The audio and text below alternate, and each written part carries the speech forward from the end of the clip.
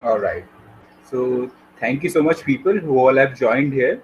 And today the speaker will be Miss Gayatri Guripati. She's the HR manager at Round Square, and she has around 15 years of experience in HR domain. And for today, she'll be speaking on the topic of HR, a shapeshifter, and hopefully we'll be getting her expertise and learn something out of it. So thank you so much, ma'am, for joining. And now I would like you to take forward the session. Yeah, thank you so much, Hardik. Hi, very good afternoon, all. Good afternoon, ma'am. Thank you.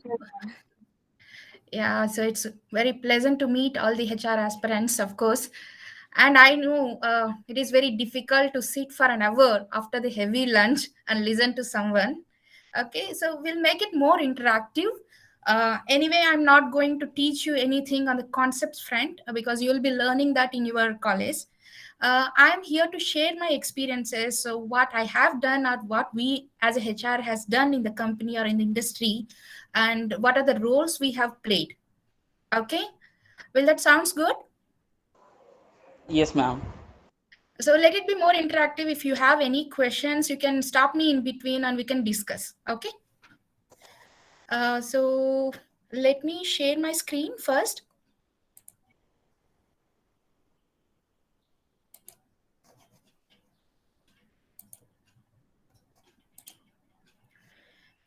Is it visible? Yes, ma'am. Now we can see. Yeah.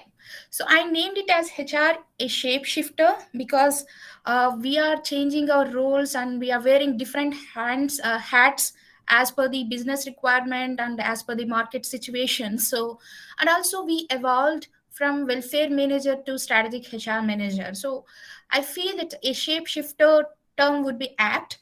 So that is the reason. So nothing special on that. So HR a shapeshifter, I named it.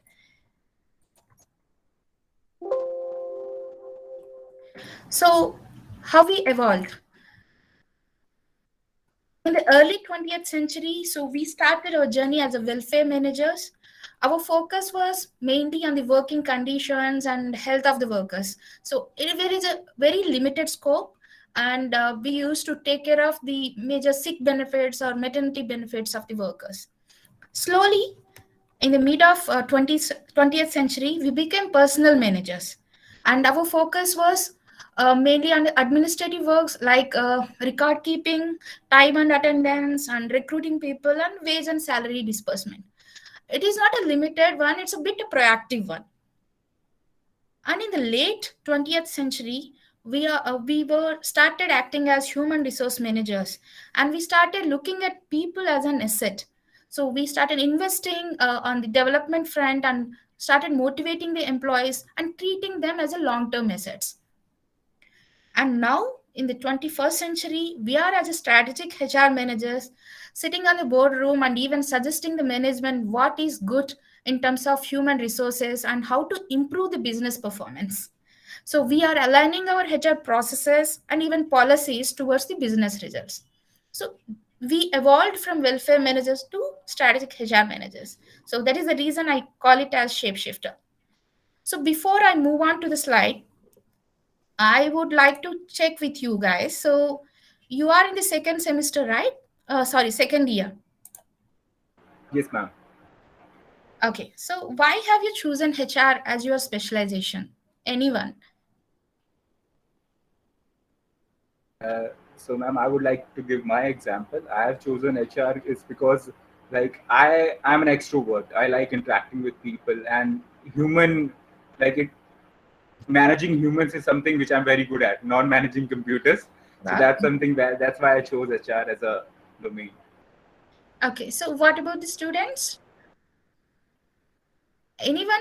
That is okay. There is no right and wrong answer. So it is up to you. So if you ask me why I have chosen HR, it's because my father forced me to take. That's simple. So don't bother. So I just want to hear about what you know in terms of HR, and so that I can give you an insight what is happening in the industry, and I can share relate my experience to that. Ma'am, if any organization is getting successful, it means some work is being done by the organization, So if we have a good motivational or the efficiency of the organization can be improved with the workforce, that workforce will be handled by HR. Okay. Okay, so that is the reason you have selected HR as your specialization. Yes, ma'am. Okay. Okay, so let me proceed. So you, even if you have any queries or if you want to share anything, we can park it to the end of the session. Not a problem. Okay, let me share it again. I'm so sorry.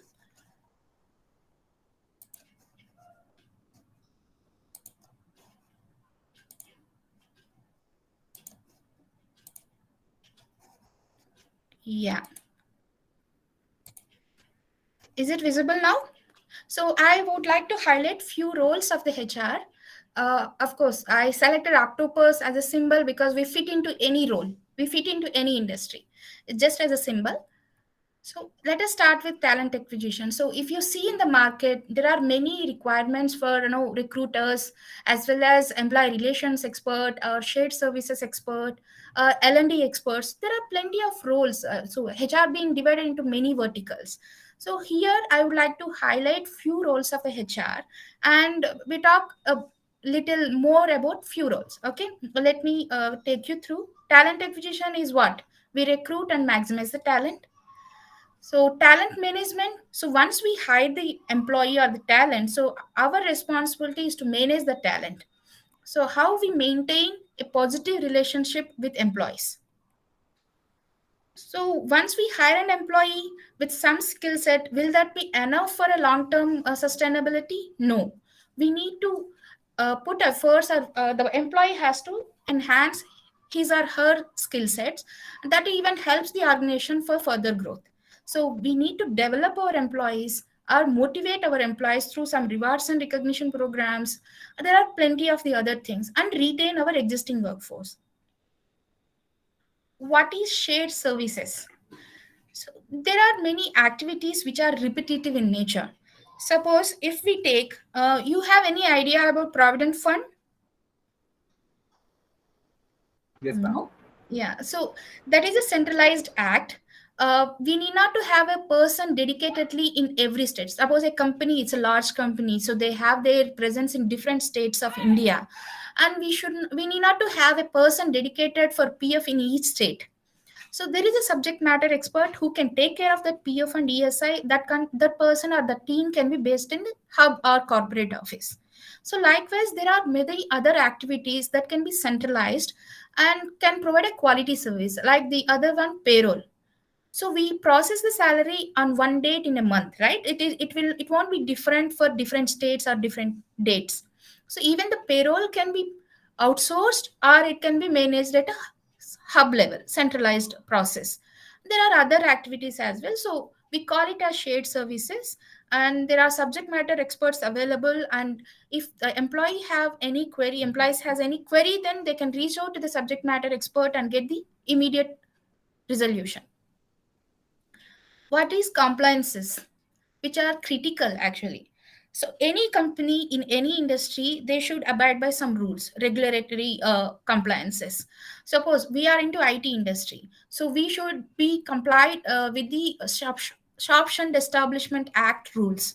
So likewise, there are many other acts which we should abide by and file the returns and all those stuffs. It is HR responsibility to ensure all these compliances are met on time. Business partners, I think we must be hearing this HRBP role frequently. So as we rightly said, as a strategic HR business partner, so we should align our policy and procedures towards the big picture and the organizational objectives. What is operations? So we do have a separate vertical for HR operations. So the HR operation person generally oversees the HR process policies related to employee life cycle. What is the life cycle? So from the day the person joins until the person exits, in between the period, we call it as life cycle. So HR ops person responsibility is to take care of the employee life cycle. Of course, we do act as a change agent, and it is HR responsibility to ensure the change happen very smoothly. It helps the organization and the team make real behavioral changes. Suppose an instance, in my experience, so an organization, every organization will have some values and core principles, right? So one organization, they wanted to change some values, add some values to the organization, and it has become our responsibility to inculcate these values in employees. How do we do that? We created awareness sessions, we do have some fun activities, we created a song as well, so that the people will remember what are our values. And there is a program, rewards and recognition program, that is completely a value driven rewards and recognition program we have created. So likewise, so we should ensure employees demonstrate these values in their daily work. So HR plays a major role as a change agent. So these are the few roles I thought I'll share it with you. And in my next session, so maybe I'll focus on talent acquisition, talent management, and shared services and compliances. Anyone has any queries? No, ma'am. No Pretty point. clear. Cool. So let me start with talent acquisition. What you know about talent acquisition? Anyone? What we generally do? You must be hearing from your uh, alumni, senior students, and all those, right? So they must be working somewhere as a recruiters or talent acquisition executives. Any idea what we do generally? According to the client briefs or the job description, we source people from different portals or different methods Mhm. to like get the best talent in our company. That's the basic. Yeah, that is absolutely right. So we hire the right skills and potential to evaluate the company. That's why. So in round square, so what we believe is if the person has the right attitude and right intent, and the person has the ability to learn, we hire the person. So it depends on the company philosophy or policy. So if somebody is really interested to have a candidate on board with the right skill, that is okay. But what we believe is if the person has the right intent, then we can groom the person and the skill set level. So what is the process before we hire a person? So there is some back end work happens, right? So that starts with the manpower planning. First of all, we should understand what is the business requirement for the current financial year, or what is the near future requirements. And based on the requirements, we should have a skill matrix available for the existing workforce, like what we are good at, what are the skill set that is readily available, that we can map those resources to the nearby projects. So we should understand the existing workforce, and if we have few people with a similar skill set, but there is some training that is required too, so we can just give the training, and we can even map those resources to the future projects. That saves our time and efforts, and as well as the cost. Otherwise we end up straight away going to the external partners and hiring the external candidates. So we need not to do that. First of all, we should understand what is the workforce we have, so that we can align our manpower to the requirements. So once we decide we don't have any people so with the right skill set or even similar skill set, and so what is the strategy we are going to adapt for the recruitment? What is our plan of action? There are plenty of options available, different strategies we can adapt. One is we can even post it in the social media, career space, job postings. We can even go for a referral program. There is a database we generally maintain. So those who walk into the company with a job, seeking a job opportunity, we do maintain a database. And there is a staff augmentation where we approach a partner who can support us with the immediate joiners. There is a contract basis we call. So these are the options we have. That is up to us which platform we choose. We can even choose multiple platforms. Social media, we have LinkedIn. Yeah, we have LinkedIn, even Facebook, and career space. Of course, there are plenty. Naukri, Indeed, even Monster. So we do we the referral program. If you see, that is the best one. Even I feel, because we approach our existing employees and they know about the culture of the company and what we do. So they give good feedback to their friends and they can refer. So even they know the exact requirement what we are looking for. So the chances of getting a perfect match would be much better through the employee referral program. And also it motivates employee, because through the referral program we even give them a referral bonus. That kind of a motivation we can give to the employees. So once we decide on our strategy, so the process starts. So you should understand what is our recruitment process. So in earlier days, we used to collect manpower requisition form in a hard copy. So now, then slowly we move to the digital copy. So which contains what position, what is the experience we need, all those stuff. So later on, now we are using tools where the project manager just send a request for the manpower. We do the analysis whether we have internal sources available or go for an external hiring. We give our comments and submit and start working on that. So once we get the requirement from the business heads or the project managers, we start sourcing the profiles with the different sources like social media, career page, or even staffing partners we have. So once we get the profile, the evaluation start. Initially, HR should do the initial screening. So what we do as a HR in the initial screening, what all we check? So we check the candidate's attitude and as well as his experience and the skill set and how soon the person can join and whether he will be falling under our budget or all those stuff. If the person has, as I rightly said, if the person has a good attitude, we can even consider for the next rounds. So once we screen the profile and we are good to go for the next level, so we schedule technical interview. So technical interview, taking the time slots from the technical panel and checking the availability of the candidates. It's some kind of a coordination that is required.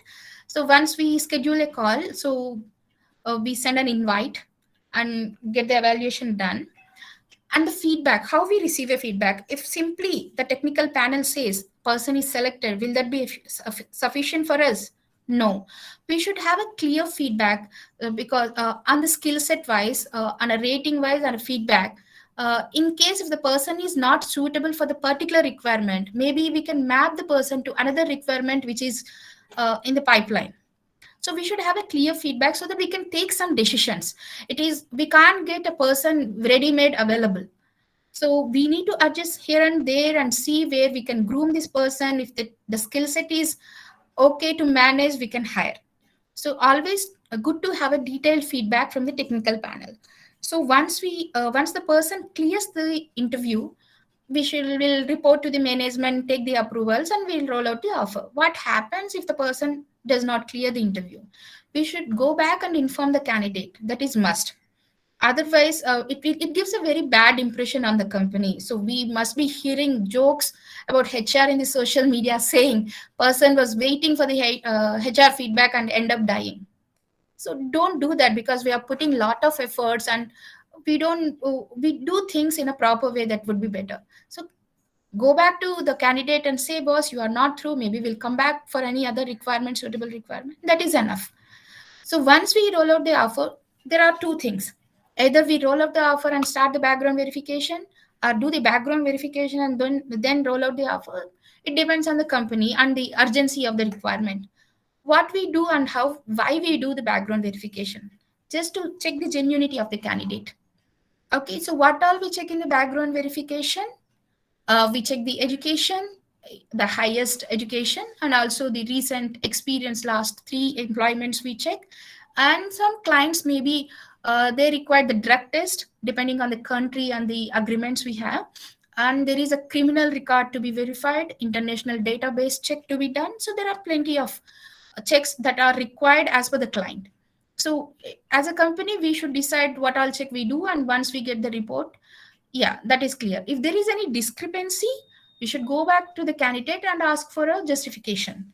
If justification is clear and we collect some declaration that is sufficient enough, pretty good. Otherwise, we can withdraw our offer. So uh, till the person on board, once the person accept the offer, until the person on board, there is certain period, right? So it is our responsibility as a HR to engage the candidate. So we can engage the employees. How to engage a candidate? There are many ways. Like as a process of background verification, we collect all the details, right? So collect their date of birth and even wedding anniversary details, all those. If something is falling on in this particular period, just send a wishes, call them up and give them the wishes, so that really excites the candidate to join our organization. Not only that, schedule a call with your senior management and ensure, give that confidence to the candidate that they are really valued. and even schedule a call with the project manager and have that some briefing happen on the project so that he's aware of in which project he's going to join. So these are the few things we started doing so that we engage and we get hold of a candidate. This is the talent acquisition process. How we do in Round Square. Just a glimpse, a day in the life of a TA executive. Of course, we gather the requirement, we collect the JD, and we post it to the employees. So it's an employee referral program we have, and we post it in LinkedIn and even Career Space. We get profiles and we do the evaluation. We send the calendar invites because it's virtually connected now. So we are doing all video calls for the interview. And so we collect even the photographs of the candidate before we schedule the interviews. Why? Because there are many challenges we have faced during this pandemic, because it is completely work from home. Earlier, we used to call the candidate to the office, and we have face-to-face interview scheduled, and there are high chances of having a genuine candidate. But these days, few guys are having a fake experience. Mm, I mean, I don't want to quote as a fake. It's not a genuine experience they have, and somebody else taking the interview and somebody is prompting them during the interview. These are many things happening in this virtual interview. So we are ensuring we are putting our best efforts to ensure we get a genuine candidate. So we are collecting the photographs and we are just verifying during the interview whether the same person is attending or not. And even we are seeing the lip syncs, whether somebody else is speaking on behalf or even the same person is taking the interview. All those measures we are taking. So once the person clears the interview, then we collect the documents. We call it as candidate declaration form. So we take the declaration from the candidate saying that we can do the background verification. That is really important. We should have a consent from the candidate. So once we do the background verification and it is clear, so welcome aboard. We send a welcome email, and we schedule a 30 to 40 minutes induction, a brief about the policies and process, and then we'll assign a buddy to the new joiner so that the person feels comfortable and reaching out for any queries to the buddy, because generally people will be more free talking to the colleagues than a HR. So of course that should not be there, but having a buddy is always helpful for the person to settle down in the company. As we said, so we should ensure stakeholder communication in all the steps, not only in the talent acquisition. In any of the activities we are doing, we should keep inform the respective stakeholders. As I mentioned, there are many challenges we are facing: impersonation, proxy, and the market is quite open, and there is a high demand for all levels, all kind of skill sets. And yeah, earlier, so if we roll out an offer, the chances of getting the person on board is 80 to 90%. Now the chances of getting person on board is only 20%, because people are holding many offers and looking for more and more offers with a better, they are saying better package. So these are the challenges in these days we are facing, and of course we are trying our best to have the right people on board. Before I move on to the next topic, any questions you have? You guys are listening. Am I making any sense, or it is a bit boring? So, ma'am, I really like the example of someone dying because of not replying to his feedback. I have seen that joke in LinkedIn, even in WhatsApp, even in Facebook, because HR did not revert. this is this is something shocking, like which I've No, heard for the I first mean time. he waited for the ages Okay, so this in is front of. something. This is his last option he was like looking at. Yeah, so people are there making fun of HR, but of course I mean we know what are the efforts, what are the struggles we have in the company or in the outside. True. So, any questions from the students? No, ma'am, it's going smooth. Like everything is good. Okay. So before I move on, I just want to see how familiar you are with the HR words or terminology. Shall we have a quick fun game? Sure, ma'am. Seems fun already. Yeah. Seems fun already, Yeah. Afrin. One second. So let me share with you a link. Even you can just use your mobiles to open that link. I've shared it. There are some pictures and some words. You should see and match up these words and pictures. You have 2 minutes time, and if you are done, do not start again. Do not look for answers. Just enter your name on the leadership board. So I'll get to know the timing and whoever has given a correct answer. Everyone there? Okay, one. Yes, ma'am. We started the link. Okay. Let me see who all joined.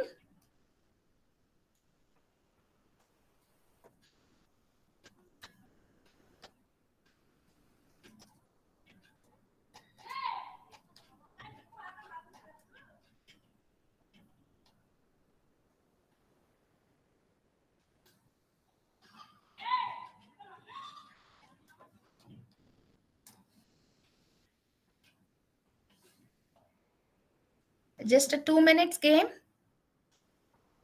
Sure, ma'am.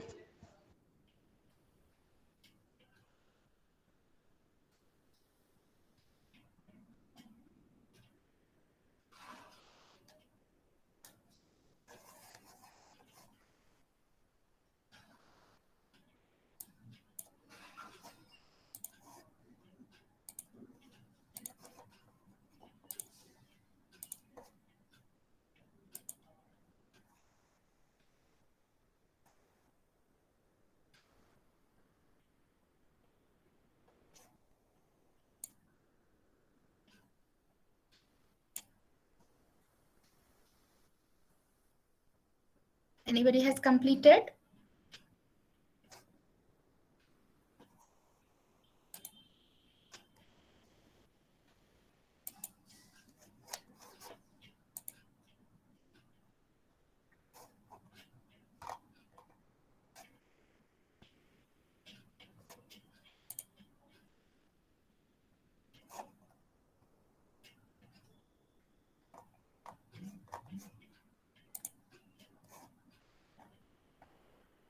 No?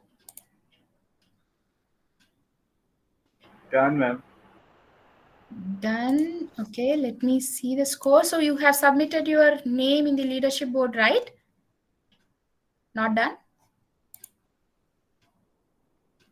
You should enter your name in the leadership board. Then only I can see your score. Or else it's okay if you can share I this. can tell you, ma'am. It's 7. 7, okay.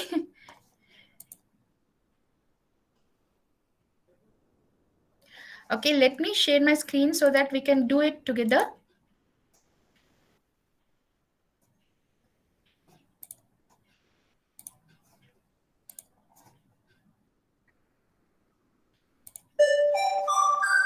Okay, what comes here with this picture?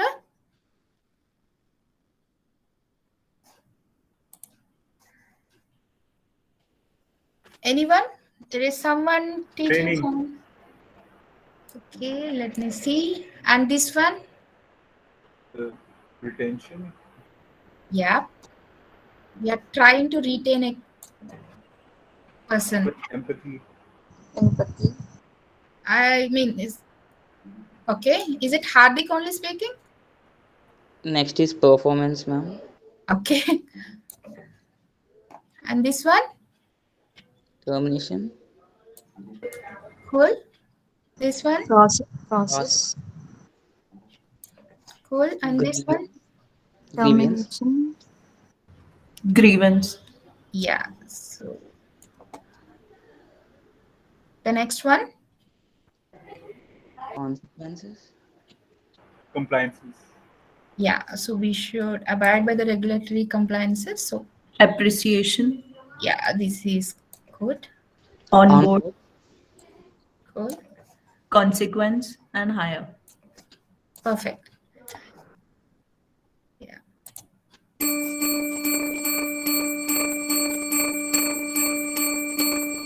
All done. Great. Yeah. I thought somebody, I mean, just to engage you guys, whether you are actively listening or not to worry. Okay, let us go back to our presentation. So we done all this. So coming to the talent management. So what is talent management? So if you attract and hire good employees but don't invest in their development, you won't be able to retain them. So what all we can do in the talent management? So once the person onboards, so giving the first impression, giving the pleasant experience on the first day, it is utmost important for us. So ensuring all the login credentials are there and the laptop and other assets are available for the project, and give a brief introduction about the company policies and process, and assign some trainings, mandatory trainings to in terms of the compliances and the domain trainings and all those stuff, and give some goodies and send a welcome email, and introduce the person to the management if possible. So ensure the person get a positive experience, because that lasts forever, and that even contributes for a long term association. And once the person onboards, we do collect, I mean just going, not going by sequence, I'm just telling you what we do in the company. So collect the individual development plan maybe after a month. So what are their aspirations, and ensure we capture those things in the goal setting. So unless you capture in the goal setting, so they won't work generally. If something needs to be achieved, then only we work, otherwise that remains to be an aspiration. So collect all those things. And for the continuous engagement, identify what is the motivational factor for the employee. So for me, so participating in an event that motivates me, the fun that encourages me. So but for others, so how can I improve my skills, what kind of a trainings I should attend, that is a motivating factor. So understand what is the motivating factor for the particular person. So we collect for all the employees what are their motivational factors and their individual development plans, and we come up with the employee engagement calendar and as well as training calendar. So what is the employee engagement? It is not only conducting a fun activities or refreshing activities. We can sometimes having learning Fridays, or few companies where they work 6 days learning Saturdays, and show some movie or picture and ask what that inspires them, what is that they learned from that movie. That is also some kind of a learning and also a fun activity. And we did conducted some Monday morning munch. It's only for the business heads, vertical heads. We talk about the industry, what is happening informally, not formally. And Friday chai biscuit, I'm just taking few events which I have conducted. So Friday chai biscuit, where we have a small gathering with the one team and discuss generally, so how they are and what is happening, not in the industry, informal discussion, so that we can build that rapport. So, as a HR, we should ensure we create an open culture and a friendly environment in the organization. So, people should not hesitate to come to HR for their concerns. So, they should always look at HR for any of their concerns. They should feel that we can listen to them at least. We should show some empathy. Okay, so coming to the learning and development, we said we should maintain a training calendar. So, what is that? How we arrive to the training calendar? How we decide what are the trainings we need to schedule for this year or for this quarter? So there are different inputs we get. One is that individual development plan. So employee himself or herself will decide, so this is where I want to be and these are the skill set I need to enhance.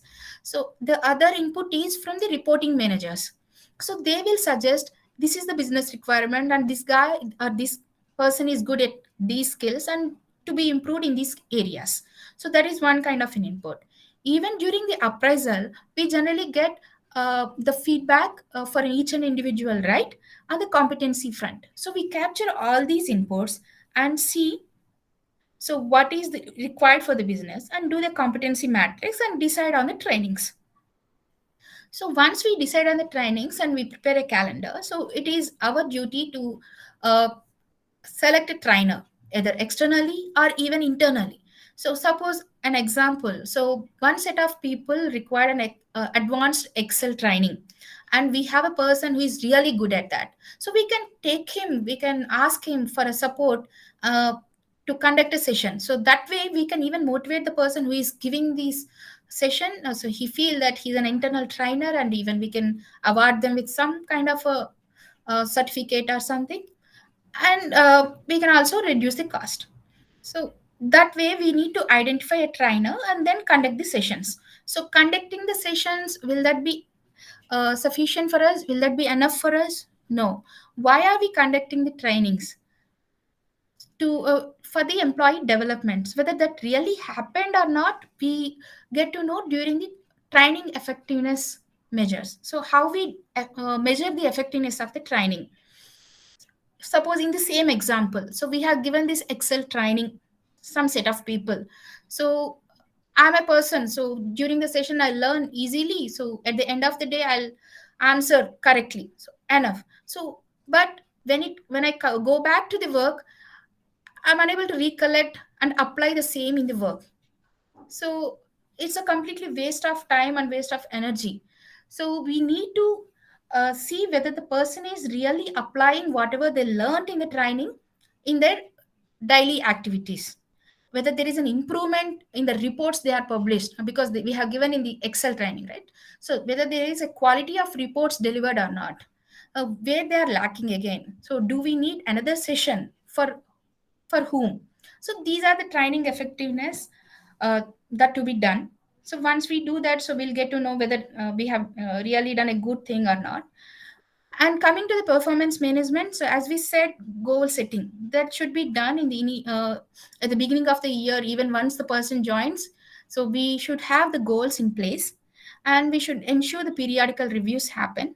It depends again on the company process, whether we do the annual appraisal or we do a half yearly or a quarterly.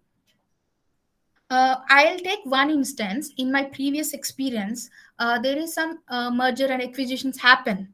So there is a cultural changes and process changes everywhere. So people are no confused what is expected from the management.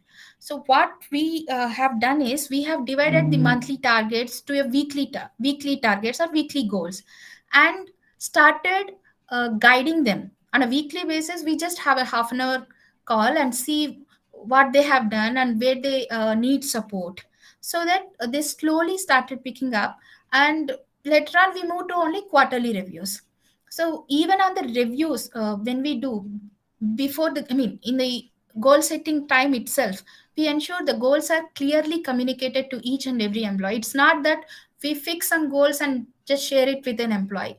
It should be a two-way communication. We should just ask even employees, so whether it is really achievable. We should have a smart goals, obviously. So once we set the goals, once we have a periodical reviews, if it is an annual appraisal at the end, we should ensure transparent discussions happen between the employer or employee. Even in the periodical reviews, it should not be a one-way communication. We should even take the inputs from the employee. So it is HR responsibility that discussions are happen between an employee and employer. And if there are any improvement areas, we should start doing the improvement. We call it as performance improvement plans, PIPs. So the employee should undergo the PIP. So we monitor the person and extend the support even in case the person required any for 2 months or 3 months, and then again review the performance. This is about performance management. So compensation, so it's a big question now, because with the same skill set and same experience, people are getting different salaries. So as a HR person, so performance during the appraisal process, it is our opportunity to correct the salaries. So we should have a benchmarking available. What is our employees' salaries and how the market is, and do the benchmarking analysis, and then do the corrections, so that people will also be get motivated and happy. And there is another option, many companies are doing it, even we are doing it. There is a stock programs. It is nothing but giving the share options to the employees. This is one of the motivating factors to retain the existing workforce, even to attract the right talent. And we said we should create a positive relationship, right? That is, we call it a separate wing employee relations, but it is, of course, HR responsibility. We should put our efforts to create and maintain a positive relationship. And what are the challenges we generally face as an HR? There are some grievances. So we have seen that the smiley, sad smiley. So people are not happy with some of the process and policies. That is a grievance. When the person comes to you, you should show some empathy. You should be a listening ear to employees. So let them speak, understand their concern, and you act. So whatever the action you have to take, if there is a process change to be done, you reach out to the employee management and suggest the changes. And this is a corrective action. So as a preventive action, so what we do is we connect proactively with all the employees. HR connects, we do randomly. It's not about one team will do today and another team will do. So we pick it up randomly. We talk to the employee, understand how, how the work is, whether there is any pressure, anything, any suggestions from them for the company, any concerns they have. So that instead, if we can address these issues before it becomes serious thing. And there are some harassment related issues. I'm not talking about the sexual harassment, in general harassment, even between there are obviously for few people there will be a conflict between the reporting manager and with an employee. So how to address this? So these are the challenges we have as an employee relations manager or spark. So we need to address. What are the key principles generally we should keep in mind?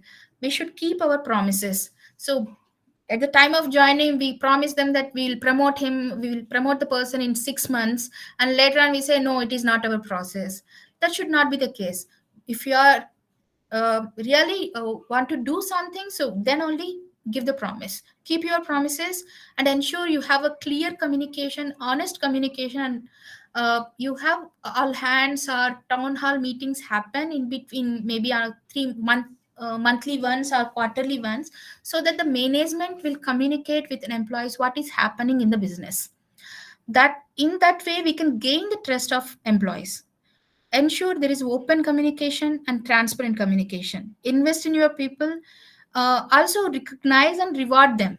If a person has done some good amount of work, appreciate the person immediately. Don't wait for the uh, any town hall meeting to happen, then we'll appreciate. We can appreciate even then as well, but immediately we should appreciate. Just an appreciation email that will do. So that will generally boost the employee morale. And don't play favorites. So there is a quote from the Prime Minister of New Zealand that I refuse to believe that you cannot be both compassionate and strong. Even I refuse to believe, because we are compassionate as well as we should be firm in our decisions. So if there is any indisciplinary action to be taken on an employee, we are, of course, we can do. So we are such kind of a person. We are friendly as well as strong enough to take any tough decisions. So, last but not the least slide, shared services and compliances. We discussed on that shared services, payroll, even L&D, recruitment and leave administration. So we can have in a centralized hub who can take care of all these things, and HR automation. So use the technology. So otherwise you will end up doing operational work. So if you want to focus on a non-operational and do some quality work in the HR, use the technology and the tools very well. So automate whatever possible. And the compliances, as I said, so shop and establishment is something which is related to the IT industry. The company should be registered under Shop and Establishment Act. Earlier, what we used to do, we used to submit the form in the labor office. Now, thanks to technology again, so government, there is a portal, labor portal available. We can log in and we can renew, or we can register ourselves, do the periodical compliances as well. Earlier we used to maintain hard copy registers for different registers like wage register, penalty register, and all those stuff, because we can expect a labor officer inspection and then we'll get a notice if we don't maintain. Slowly it moved to a digital registers. Now it is online. So technology is advancing, so we should make use of it, and so that we can focus on the strategy of the company. And the POSH Act, of course, it is critical these days. So we should have an internal compliance committee which handles these kind of issues. There is a separate process and policies that should be available, and also we should uh, give awareness session to all the employees. This is all from my end. So since there is no title of ninja, so they called it as human resources because we do multitasking full time. And because we are an official lawyer, we are psychologists, event planner, teachers, detectives, and even career planners. Anything from you guys? Thank you so much, ma'am. It was a great session. Like you covered all the aspects from talent acquisition to management to shared services to compliances. We didn't know about the acts and what all we need to be prepared about the law section. So we got to know about that also. And you told us about what's the importance of HR in an organization and how things can be like taken care of if HR plays well in the organization. And apart from this, you gave us a practical overview like which we don't get in a theoretical environment. But I have a question for you, ma'am. Yeah, Like please.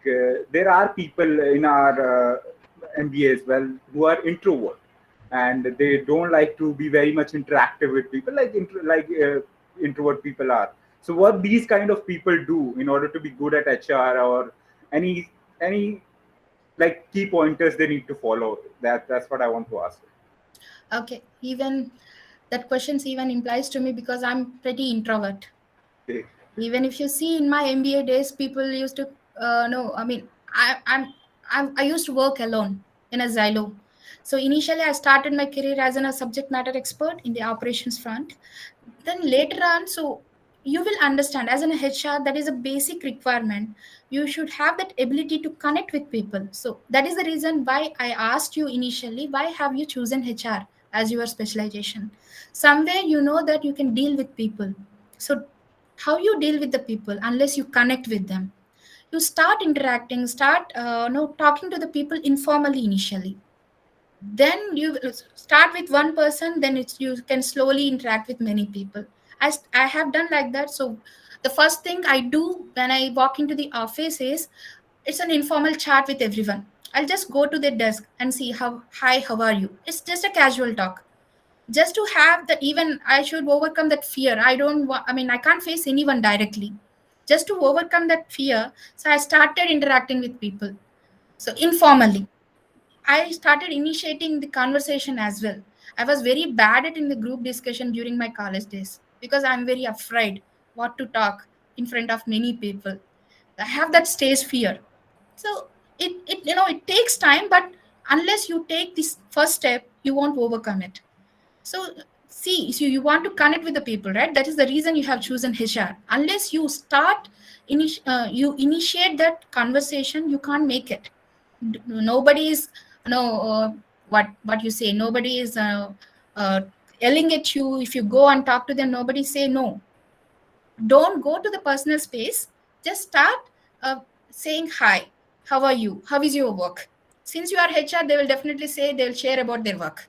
So start with that, and then you'll be okay. Right, ma'am. And apart from this, any other certification or any resources which we need to follow in order to like understand better this domain?